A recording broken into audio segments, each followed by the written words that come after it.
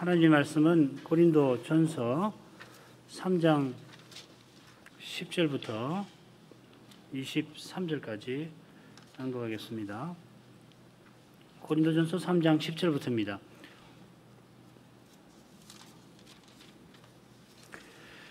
내게 주신 하나님의 은혜를 따라 내가 지혜로운 건축자와 같이 터를 닦아두매 다른 이가 그 위에 세우나 그러나 각각 어떻게 그 위에 세우기를 조심할지니라. 이 닦아둔 것 외에 능히 다른 터를 닦아둘 자가 없으니 이 터는 곧 예수 그리스도라. 만일 누구든지 금이나 은이나 보석이나 나무나 풀이나 지프로 이 터 위에 세우면 각각 공력이 나타날 터인데 그날이 공력을 밝히리니 이는 불로 나타내고 그 불이 각 사람의 공력이 어떠한 것을 시험할 것임이니라.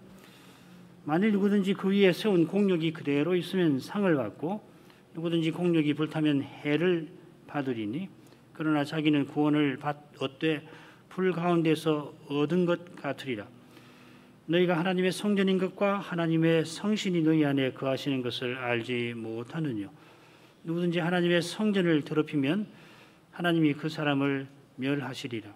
하나님의 성전은 거룩하니 너희도 그러하니라. 아무도 자기를 속이지 말라. 너희 중에 누구든지 이 세상에서 지혜 있는 줄로 생각하거든 미련한 자가 되어라. 그리하여야 지혜로운 자가 되리라. 이 세상 지혜는 하나님께 미련한 것이니 기록된 바 지혜 있는 자들로 하여금 자기 계율에 빠지게 하시느니라 하였고 또 주께서 지혜 있는 자들의 생각을 헛것으로 하신다 하셨느니라. 그런즉 누구든지 사람을 자랑하지 말라. 만물이 다 너희 것임이라.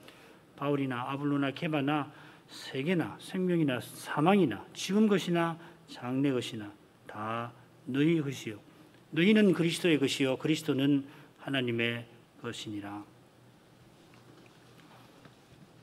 우리가 지금 고린도 교회의 둘째 문제를 살피는 중입니다.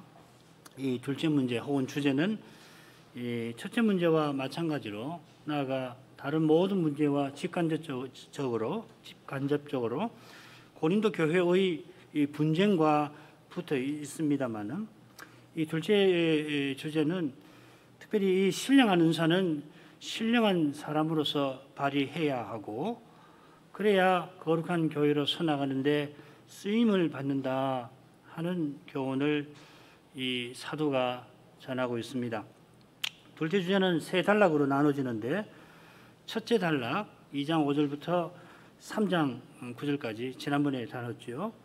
또 다음 시간에 살피게 될 4장이 셋째 단락인데 첫째 단락, 셋째 단락에서 사도는 자신이 어떻게 직분을 맡아 행하고 있는가를 전합니다. 첫째 단락에서는 자기가 오직 성신으로 말씀을 받아 전하는 것을 강조합니다. 그리고 셋째 단락에서는 자기가 고난 가운데서 사도직을 이루고 있음을 교훈합니다. 이것은 전적으로 오늘 우리가 살필 둘째 단락에서 전하는 교훈과 붙어 있습니다. 둘째 단락 3장 10절부터 23절까지의 그 줄거리를 간단히 보겠습니다. 앞서 사도가 하나님의 동력자로서 하나님의 집인 교회를 섬긴다 했는데 이제 이 하나님의 집, 건물로서 교회가 어떻게 서나가는가를 3장 10절부터 15절에 밝힙니다. 그런 다음에 하나님의 건물, 특별히 성전인 이 교회를 허무는 자들에게 경고합니다. 그게 16, 17절이고요. 셋째로 교회답게 서나가려면은 이 세상에서 미련한 자가 되고 특별히 직분자를 향하여 하는 말이죠. 사람을 자랑하지 말아야 한다 하는 것이 18절부터 23절까지가 되겠습니다. 하나님의 교회는 오직 그리스도의 터 위에, 그리스도 위에 서고 세상에서 기꺼이 미련한 자가 되어야 오직 그리스도의 것답게 그렇게 되어야지 교회답게 서나가는 것입니다. 이를 위하여 성신이 교회에 계시는 것입니다. 교회는 하나님의 성전으로서 거룩합니다. 이 성전을 더럽히는 자는 주님이 친히 멸해버리신다 합니다. 첫 번째 부분으로 가죠. 교회가 그리스도의 터 위에 세워지는 사실을 전하고 있습니다. 10절 11절을 먼저 읽겠습니다. 내게 주신 하나님의 은혜를 따라 내가 지혜로운 건축자와 같이 터를 닦아두며 다른 이가 그 위에 세우나 그러나 각각 어떻게 그 위에 세우기를 조심할지니라. 이 닦아둔 것 외에 능히 다른 터를 닦아둘 자가 없으니 이 터는 곧 예수 그리스도라. 말씀드린 대로 9절에서 교회를 하나님의 집, 건물이라 하고서 이제 하나님의 집의 이 건물의 건축에 관하여서 교훈하고 있습니다.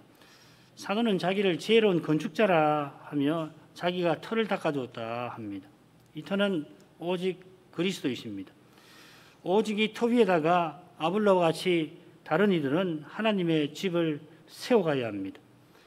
사도가 오직 그리스도를 전한 그 심정과 태도를 본받아서 각각 어떻게 세울지를 조심하라 합니다. 자, 이런 줄거리에 비춰서 이제 본문을 좀 더 살펴보지요. 10절은 하나님의 은혜를 따라 하고 시작합니다. 사도가 자기를 지혜로운 건축자라고 소개합니다마는 자기의 지혜를 따라 교회의 터를 닦은 게 아니라 하나님 은혜를 따라 그리하였습니다. 교회는 하나님 은혜로 세워지지 사람의 꾀로 세워지지를 않습니다. 사람의 지혜는 결국은 간교한 꾀에 불과하잖아요. 사람의 꾀는 거룩한 교회로 서나가는 길에 올무와 구덩이가 될 뿐입니다. 꾀를 내는 만큼 거기 올무를 그리고 구덩이를 만들어 놓는 격입니다. 반드시 그 올무에 걸리고 구덩이에 떨어지게 되어 있습니다. 이런 교훈이 셋째 부분의 처음 부분에서 18, 19절에서 또 다루어질 겁니다. 자, 그런데 여기 내게 주신 하나님의 은혜는 사도 직분을 가리키기도 합니다. 로마서 1장 5절에 보면은 그로 말미암아 우리가 은혜 곧 사도직을 받았다. 또 갈라디아서나 에베소서나 갈라디아 1장 16절 등을 보면은 그런 뜻이 나옵니다. 바울은 자기에게 은혜 주신 뜻이 사도로 교회의 터를 세우게 하신 데에 있습니다. 사도만 아니라 우리 모두가 은혜 받은 뜻이 그리스도의 은덕에 가담하게 하신 뜻이 소명을 이루게 하신 데에 있습니다. 그 소명은 함께 그리고 각각 그리스도의 몸과 지체로서 그리스도를 드러내는 그것입니다. 그리스도를 드러내는 것이 실은 은혜지요. 그리스도와 교제하는 것, 그리스도를 드러내는 것이 우리가 지금 주일 전에 오후에 배우는 은덕의 핵심입니다. 아볼로나 자기가 동역자입니다만 각각 맡은 임무가 다릅니다. 직무가 다릅니다. 사도는 교회의 터 닦는 직무를 맡았고 아볼로는 그 위에 세우는 일을 맡았습니다. 교회는 사도들과 선지자의 터 위에 세우심을 입었습니다. 교회가 교회답게 서나가는 길은 오직 사도가 전한 대로 그리스도를 전하고 받는 것이 있습니다. 이건 오직입니다. 다른 방법 없습니다. 신약의 사도가 전한 말씀은 구약 선지자가 전한 말씀과 똑같이 하나님에 계시 하나님의 말씀입니다. 목사의 핵심 사명은 사도에게 들은 바를 충성된 사람들에게 가르치고 맡기는 것입니다.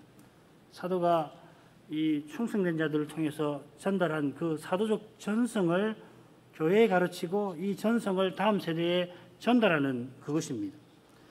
교회를 위하여 기도하고 병자를 돌보는 다른 직무도 목사의 직무이긴 합니다마는 다른 직무들도 이 사명 위에서 제대로 이루어질 것입니다.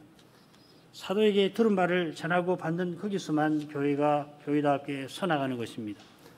아볼로가 맡은 사명을 잘 감당했다면 사도에게 들은 그것을 충성스럽게 전하고 가르친 바로 거기에 있는 겁니다. 사도가 고린도 교회의 터를 닦아두었고 아볼로가 다른 이로서 그 위에 세운 것입니다. 아볼로가 고린도 교회를 떠난 후에는 또 다른 이들이 세워나가야 하는데 각각 어떻게 그 위에 세우기를 조심하라 합니다. 사도가 고린도에 갔을 때 그리스도만 전하고 약한 중에서 큰 두려움과 떨림 가운데서 지냈던 것처럼 지금 서신 받는 사역자들도 똑같은 심정으로 맡은 직무를 받들어야 합니다. 사도가 혹시나 자기가 사람으로 행할까 조심하고 조심했듯이 이들도 성신으로 행하려고 조심해야 합니다. 성신으로 행하는 그 여부, 행하는가 아닌가 하는 것이 이 11절 말씀에 달려 있습니다. 11절이 왜냐하면 하고 시작됩니다. 조심해야 하는 이유가 뭐냐 하면은 예수 그리스도 외에 다 교회에 다른 터가 없는 거기에 있습니다. 달리 표현하면은 그리스도 외에 다른 터에 교회 세우기가 쉬운 겁니다. 이것은 성신으로 행하는 것도 아니고 사람으로 행하는 것입니다. 성신으로 행하는 사람은 자기 말 아니하는 성신처럼 그리스도의 말씀을 조차 말합니다. 그리스도의 영광을 드러내려고 우리 안에 거하시는 성신처럼 그는 그리스도를 드러냅니다. 같은 교훈이 이어서 나올 겁니다. 12절부터 15절입니다. 만일 누구든지 금이나 은이나 보석이나 나무나 풀이나 짚으로 그 이 터 위에 세우면 각각 공력이 나타날 터인데 그날이 공력을 밝히리니 이는 불로 나타내고 그 불이 각 사람의 공력이 어떠한 것을 시험할 것임이니라. 만일 누구든지 그 위에 세운 공력이 그대로 있으면 상을 받고 누구든지 공력이 불타면 해를 받으리니 그러나 자기는 구원을 얻되 불 가운데서 얻은 것 같으리라. 자, 우선 이 말씀은 개인 구원과 직접 관련된 말씀이 아니라 교회 세우는 것과 관련된 것입니다. 물론 우리의 구원이 교회로 서 나가는 것과 딱 붙어 있으니까 이 말씀이 개인 구원과도 무관하지 않아서 끝에 보면 자기는 구원을 얻되 그렇게 나오죠. 그러나 우선은 이 교회 세우는 것과 관련된 것입니다. 사도가 닦은 터 위에 교회를 세우는데 금은 보석으로 세우는 사람이 있는가 하면은 나무나 풀이나 짚으로 세우는 사람이 있습니다.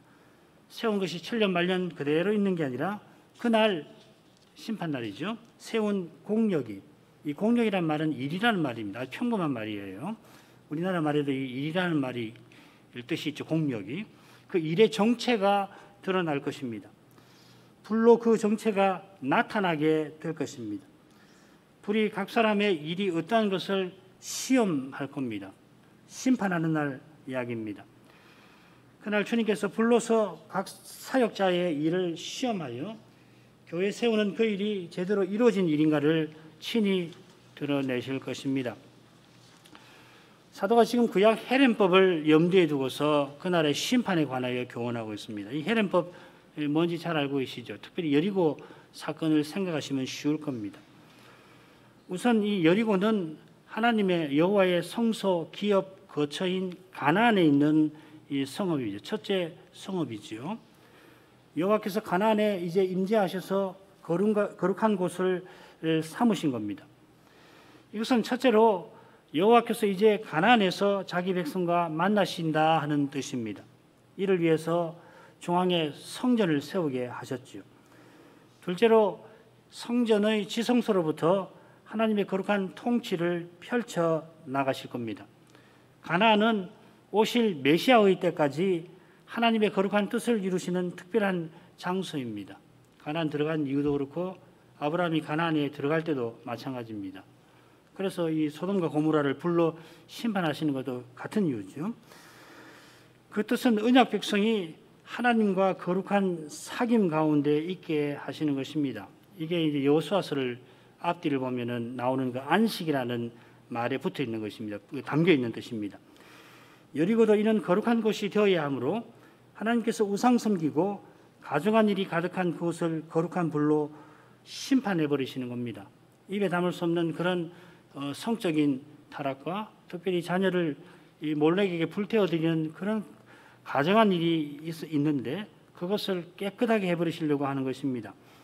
장차는 온 세상이 거룩한 곳이 되어야 하므로 하나님께서 이처럼 심판해 버리시는 것입니다. 여리고 성에서 거룩한 심판의 불을 통과한 금과 은과 녹과 철이 거룩한 것이 되어서 성소에 성전에 사용되고 나머지 것들은 다 불에 살라져서 없어지듯이 장차 영원한 성소인 새 예루살렘도 이 심판의 불을 견디고 남은 것, 금, 은, 보석만 거기 있을 것이고 나머지는 다 사라질 것입니다. 요한계시록 21장에 나오는 그 보석들을 생각하시면 될 겁니다. 장차 남는 것은 무엇이고 사라질 것은 무엇입니까? 지금 여기서 우리가 이 영원히 남을 것을 추구해야 되는데 그게 무엇입니까? 남는 것은 그리스도이고 그리스도 외에는 다 사라져 버립니다. 그리스도께서 하늘에 올라가셔서 만물을 충만케 하시는 일을 하신다 했는데 이 만물을 모든 것을 충만케 하신다는 것은 그리스도가 전부이시고 그 전부 안에 계시는 그러한 세계를 세우시겠다 하는 말씀입니다. 그래서 사도가 교회를 만물을 충만케 하시는 자의 충만이라고도 하였습니다. 이것은 그리스도의 몸과 지체라 하는 말하고 똑같은 것이에요. 사실상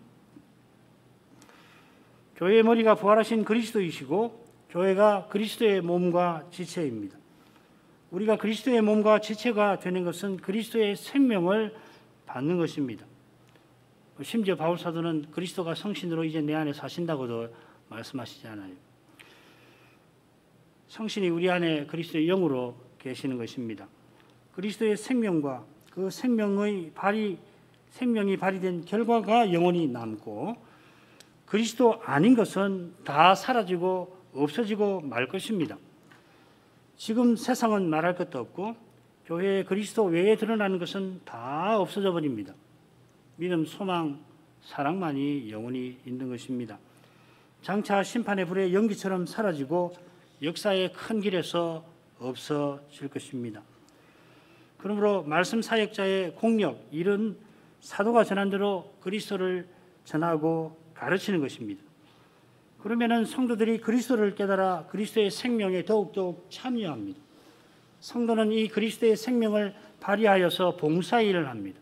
이 봉사의 일은 섬기시는 그리스도를 본받는 것, 그리스도의 봉사를 드러내는 것입니다. 교회에서, 가정에서 내가 믿음으로 행하는 것은 그리스도를 드러내는 것이고 그리스도의 섬김에 참여하는 것입니다. 이 봉사의 일은 서로 그리스도의 생명을 주고받는 것이지요. 그리고 이 일은 특별히 사랑 가운데에서 이루어집니다.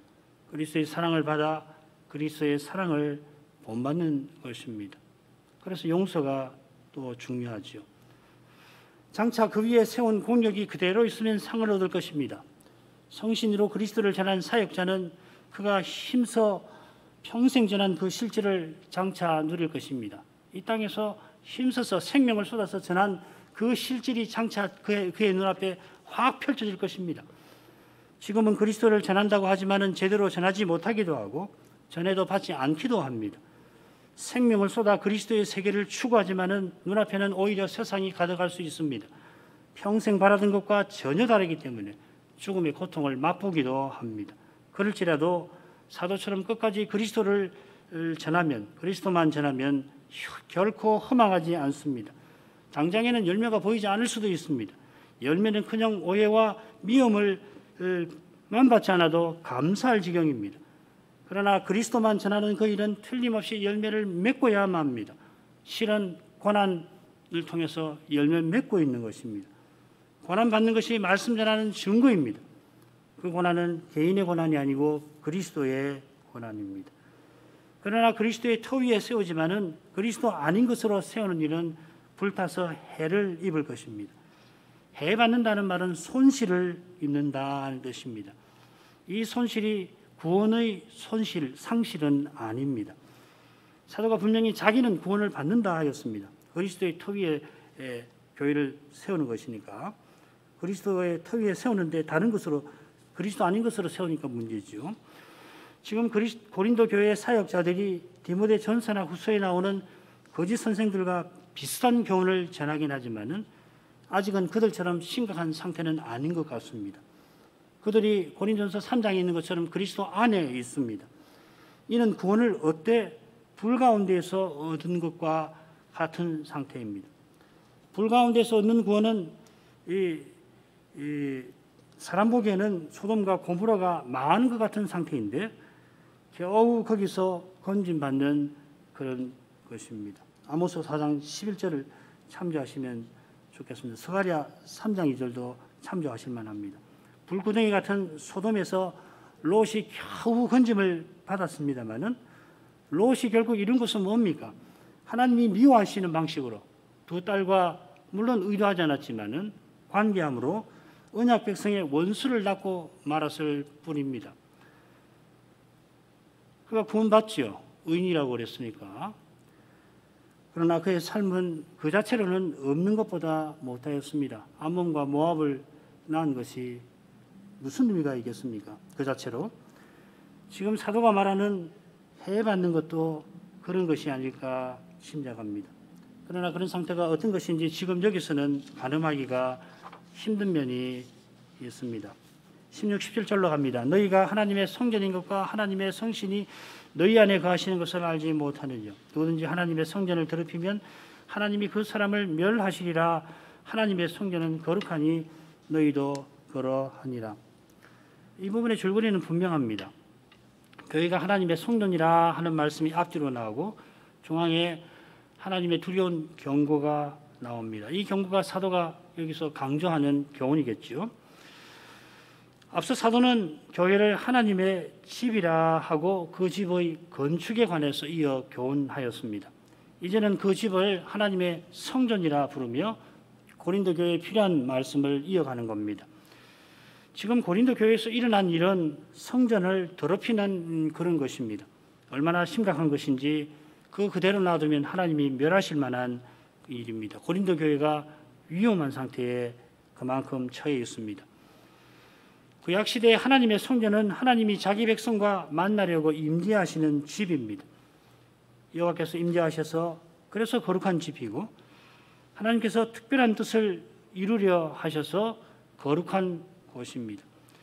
이제 고린도 교회가 하나님의 집이라 하십니다. 이것은 하나님의 성신께서 너희 안에 거하시는 바로 그 사실이 있습니다. 하나님의 성신이 계시니 곧 하나님이 거기 계시는 겁니다. 이 신령한 교훈이 구약 성막과 성전에 담겨 있습니다. 여호와께서 모세를 가리켜서 그는 나의 온 집에 충성됨이라 하셨는데 이 집은 곧 하나님의 백성입니다. 히브리서 3장 1절 이하를 보시면은 하나님의 집은 곧 하나님 백성을 가리키는 거죠. 전에는 눈에 보이는 건물에 여호와께서 성신으로 임재하셔서 너희가 내 백성이다 하는 것을 알리셨습니다마는 이제는 성신이 우리 안에 우리 가운데 내주하셔서 우리가 하나님의 성전임을 보이신 것입니다. 하나님의 성신께서 우리 안에 계시니 우리가 거룩합니다. 이 거룩하다는 것은 첫째로 하나님의 특별한 소유임을 가리킵니다. 둘째로는 하나님을 가까이 한다 하는 뜻입니다. 셋째로는 하나님의 거룩한 뜻을 받든다 하는 것입니다. 첫째와 셋째는 거의 같은 것이고요. 이 말고도 두세 개 더 말씀드릴 수 있지만은 다 그 의미가 서로 연결이 되어 있습니다. 첫째로 하나님이 자기 것 삼으셨다는 겁니다. 하나님과 교제한다는 것입니다. 그리고 하나님의 뜻을 이루는 데 쓰임 받는다는 것, 이런 것이 이 성경에서 우리를 거룩하다 할 때 뜻하는 내용들입니다. 하나님의 거룩한 뜻은 우리가 하나님을 모신 교회다웠게 있고 하나님의 영광을 드러내는 그것입니다. 거기는 그리스도의 몸과 지체다웠게 그리스도를 드러내는 데 있습니다. 그리스도 안에서만 우리가 하나님을 모시는 겁니다. 그리고 그리스도로만 하나님의 뜻을 받듭니다. 자, 그런데 지금 고린도에 하나님의 성전을 더럽히는 일이 벌어지고 있습니다. 여기 더럽힌다 하는 표현하고 멸하신다 하는 표현이 원문으로 똑같습니다. 똑같은 한 단어를 가지고 더럽힌다, 또 하나님께서 때는 멸하신다 이렇게 번역을 했습니다. 노아 시대 사람들의 행위가 폐괴하고 이 샤하트라는 말인데요. 또 땅도 폐괴, 사람들이 폐괴하니까 땅도 이 부패하게 되었는데 그래서 하나님께서 물로 땅을 심판하십니다. 멸하신다 할 때 이 멸하신다는 말들도 똑같이 샤하트라는 말입니다. 그처럼 소돔과 고모라가 부패하여서 여호와께서 그 성읍을 멸하셨습니다. 똑같은 낱말 씁니다. 이런 용례를 참조하면 더럽힌다 하는 것은 하나님께서 더 이상 그냥 두실 수 없을 만큼 부패한 것을 가리키는 겁니다. 그래서 멸해버리시는 겁니다. 아까 헤렘법하고 똑같은 이 개념입니다. 지금 고린도 교회에서 벌어진 일들이 그만큼 심각합니다. 조금 뒤로 5장에 가보시면 어떤 사람이 사역자 같은데요. 아버지의 첩과 동침하는 일이 일어났습니다. 이 교회가 그런데도 오히려 교만하여서 이 죄를 징계하지를 아니합니다. 왜 이런 일이 일어났을까?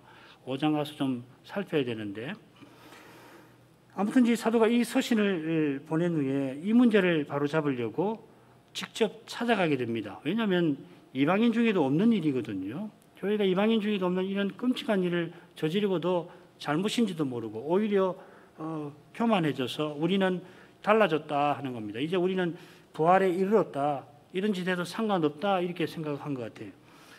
그래서 사도가 이리 들으면 큰일 나겠다 하고서 찾아갑니다마는 그들이 사도의 권면을 받지를 않습니다. 그만큼 교만합니다. 사도의 권면을 받지 않으면은 더는 그리스도의 교회로 서나갈 길이 없잖아요. 아직은 그런 상태가 아닙니다만은 자기 영광을 위해서 사도를 판단하는 이 고린도 교회는 교회다운 속성을 드러내지를 못합니다. 자꾸 이렇게 가면은 하나님이 그냥 두시지를 않는 것입니다. 이 강의 첫 시간에 말씀드린 대로 고린도 교회의 모든 문제 뒤에는 사도의 권위를 무시하는 태도가 도사리고 있습니다. 이게 고린도 전서를 읽는 매우 중요한 관점입니다. 이걸 놓치면은 사실은 어떤 문제를 잘 이해 못할 수 있어요. 사도가 왜 이런 말을 하는가. 대표적으로 고린도 전서 11장 2절 이하에 머리에 무엇을 쓰고 기도하는 문제가 나오는데 그 문제의 핵심도 바로 거기 있는 거예요. 그걸 붙잡지 않으면은 사도가 지금 뭘 이야기하는가. 여성 안수를 인정하신다는 말인가, 인정 안 한다는 말인가 잘 이해가 안 되거든요. 그런데 그걸 잘 보면은 사도가 뭘 말하려고 하는가 하는 것을 알 수 있어요. 사도가 내 말을 들으라는 게 아니고 이 사도로 선하는 이 그리스도의 복음을 받으라 하는 것이거든요. 그것이 되지 않으면 아무 방법이 없어요. 별수를 해도 교회는 안 되는 겁니다. 교회라고 하는 종교 집단은 남아 있을지 모르지만은 교회다운 본성은 그리고 속성은 나타낼 수가 없는 것이거든요. 고린도전서에서 사도가 말하려고 하는 게 바로 그 점입니다. 그리고 이 사도의 권위를 무시하는 태도는 오직 그리스도, 전부 그리스도를 거스르는 거예요. 교회에서 이것을 전하고 가르치는 일이 안 된다면 그거 안 되는 겁니다.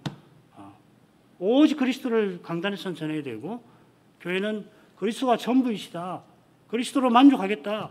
내가 어떤 일이 있더라도 이 그리스도를 전부로 삼아야 되겠다. 그리스도에는 모든 것을 내 버려야 되겠다. 모두가 그러면은 너무도 좋지요. 그렇게 안 되더라도 교회의 주리는 그렇게 돼야 된다고요. 그 주리가 소수일지라도 그리스도가 우리에게 전부이시다. 그리스도에는 우리가 다 버린다. 이런 것이 있어야 그 교회다운 교회가 되는 것이라고요. 어느 시대든지 그렇지만은 우리가 직면한 이 시대는 이 진리가 더욱 요구가 되는 것입니다. 이거 없으면 안 돼요. 이거 없으면. 이런 복음을 전하고 봤는데 거리낌이 없어야 되는 거라고요. 사도도 지금 그 이야기를 이 고린도 교회에다가 한 것입니다. 마지막으로 하죠. 18절부터 23절 셋으로 나눠볼 수 있습니다. 18절부터 20절은 교회답게 서나가려면 세상에서 미련한 자가 되어야 된다 하는 거고 그 다음에 21절 상반절이 이 핵심인데 사람을 자랑하지 말라 하는 겁니다.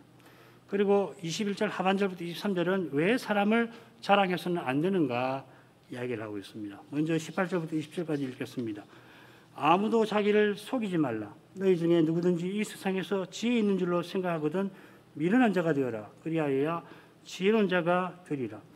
이 세상 지혜는 하나님께 미련한 것이니 기록된 바 지혜 있는 자들로 하여금 자기 계율에 빠지게 하시느니라 하였고 또 주께서 지혜 있는 자들의 생각을 헛것으로 하신다 하셨느니라.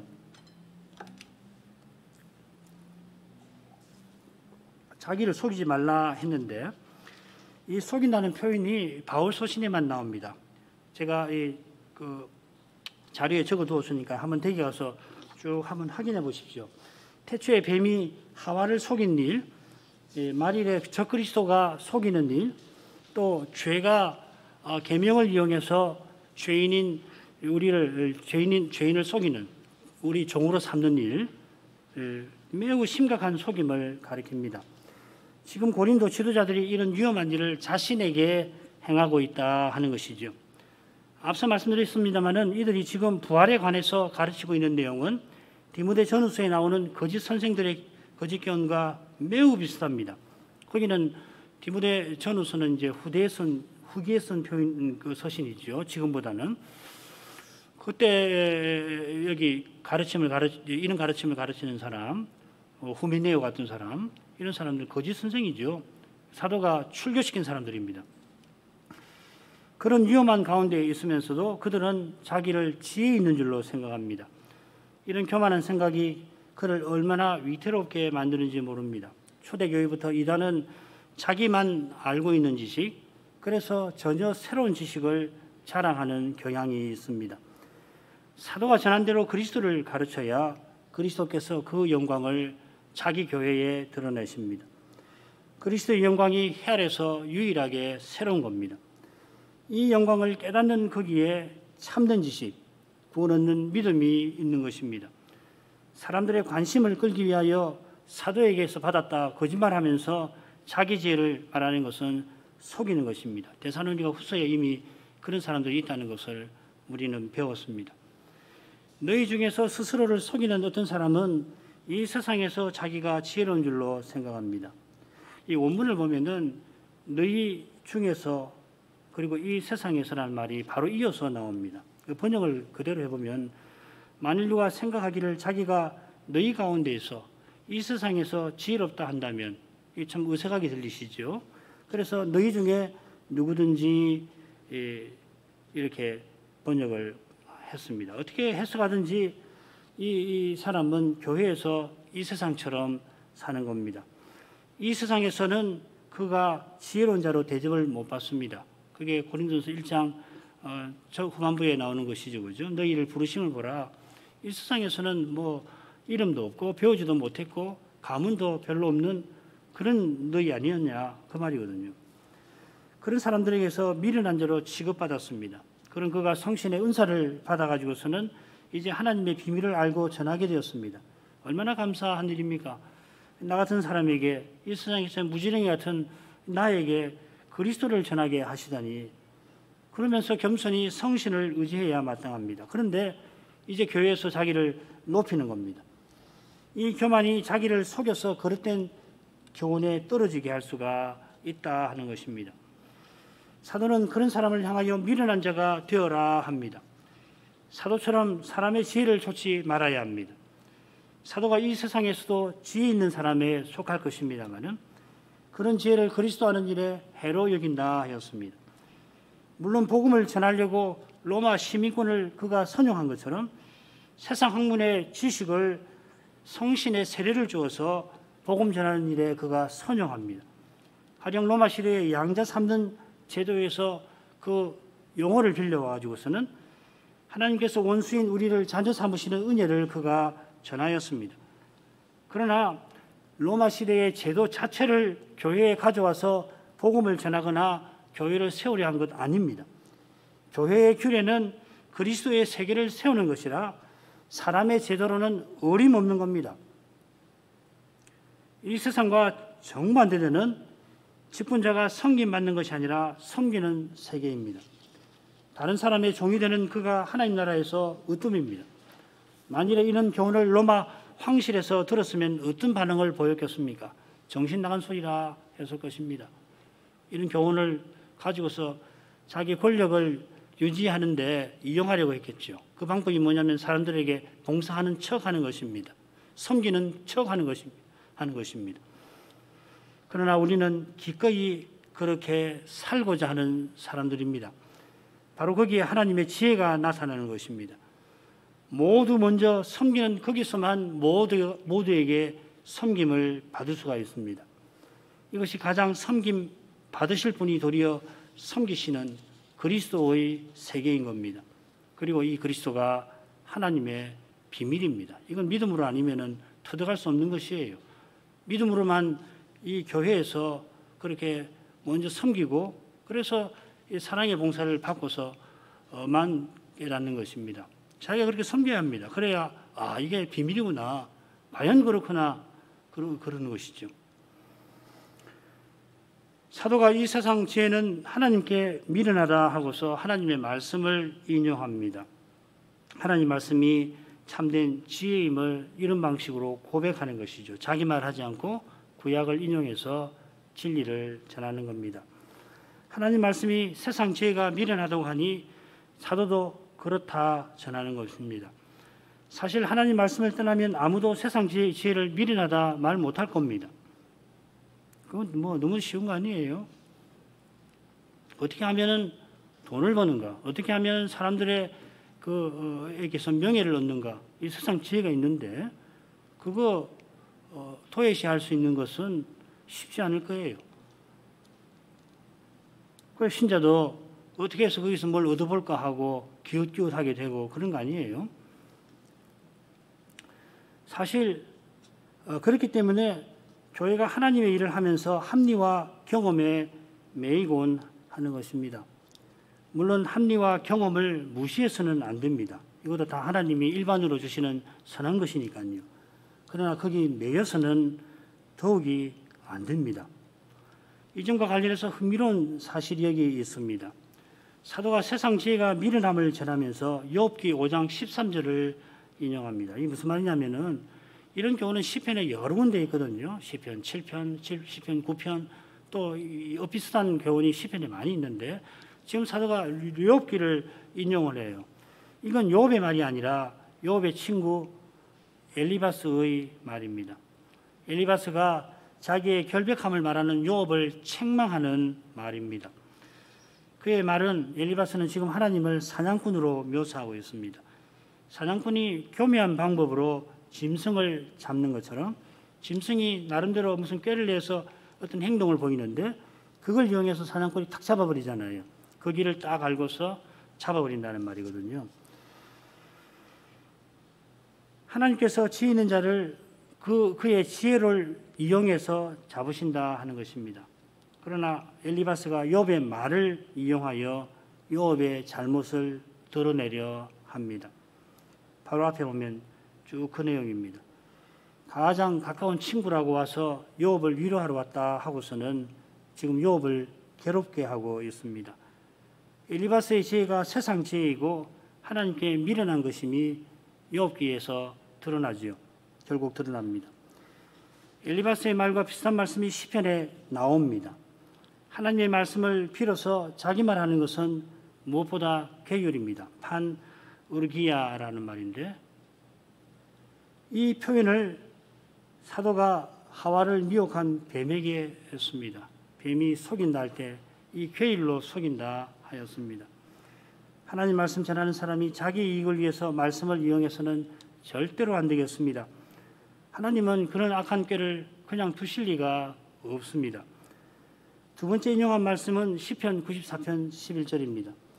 시인은 여호와가 보지 못하며 야곱이 하나님이 생각지 못하리라 하는 사람들, 곧 세상을 대표하는 열왕의 생각이 헛되다 지적하고 있습니다.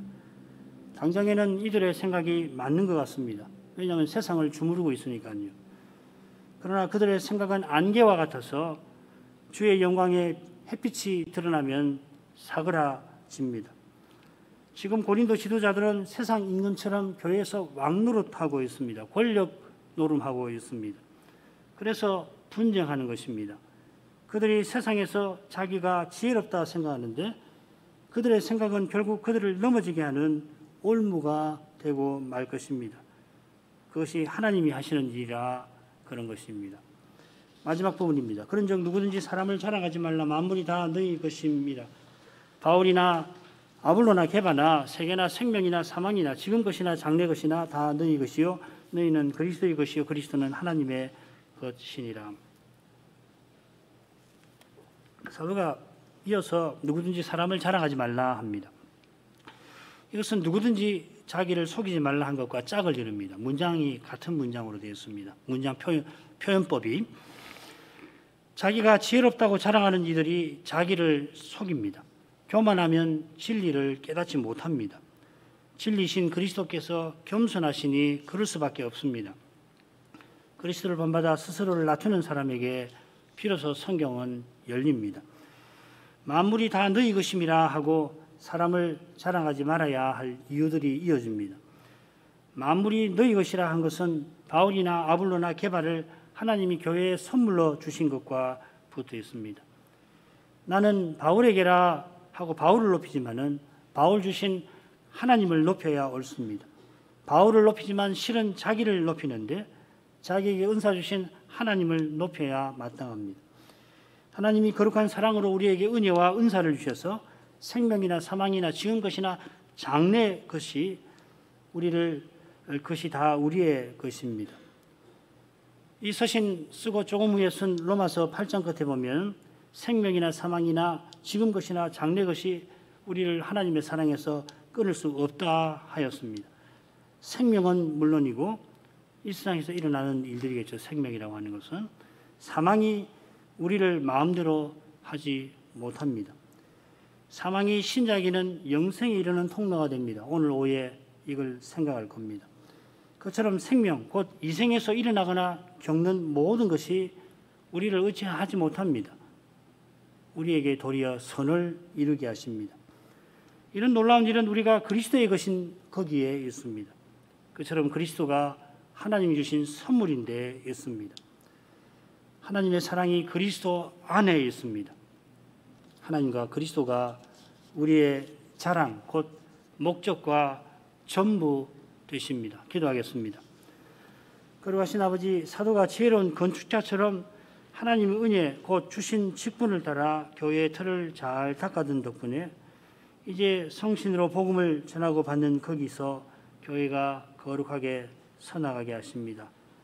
사람의 눈에는 교회들이 문을 닫고 기독교가 쇠퇴하는 현상이 가득하지만은 부활하신 그리스도께서 성신과 말씀으로 그 약속을 친히 이루고 계십니다.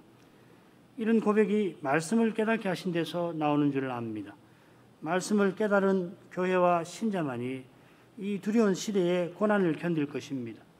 고난에서 오히려 말씀이 이루어져 간다는 것을 알고서 그 믿음은 더욱 견고하고 더욱 순전하게 하실 것입니다. 저희가 이러한 믿음으로 끝까지 주님을 섬기며 살아가게 하옵소서. 그 어떤 것도, 죽음도 우리를 그리스도 안에 있는 하나님의 사랑에서 끊어내지 못하게 하실 것입니다. 예수님의 이름으로 기도합니다. 아멘.